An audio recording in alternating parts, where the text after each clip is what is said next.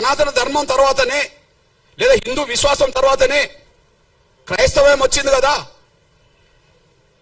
క్రైస్తవం వచ్చింది కదా, ఇస్లాం వచ్చింది కదా.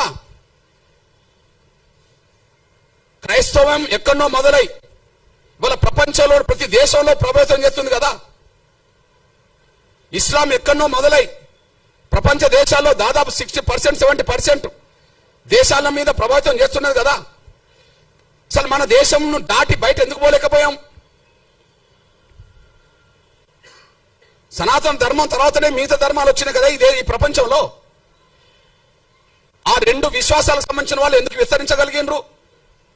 మనం ఎందుకు కుచించకపోయినాం? మన ధర్మంలో ఉండే లోపం ఏంటిది?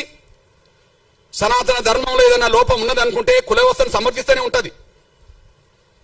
హిందూ ధర్మంలో ఏదైనా లోపం ఉన్నదంటే కుల వ్యవస్థను సమర్థిస్తున్నట్టుగానే ఉంటది. కుల వ్యవస్థను సమర్థిస్తే అందులో లోపం ఉన్నట్టే. అది హిందూ ధర్మమైనా సనాతన ధర్మమైనా. కుల వ్యవస్థను సమర్థించకపోతే హిందూ ధర్మమే గొప్పది కావచ్చు, సనాతన ధర్మమే గొప్పది కావచ్చు. కానీ పురాతనమైన సనాతనమైన మన ధర్మం ప్రపంచాన్ని ప్రభావితం చేయలేకుండా పోయింది. కానీ ఇస్లాం ధర్మం మాత్రం ప్రపంచాన్ని ప్రభావితం చేస్తున్నది.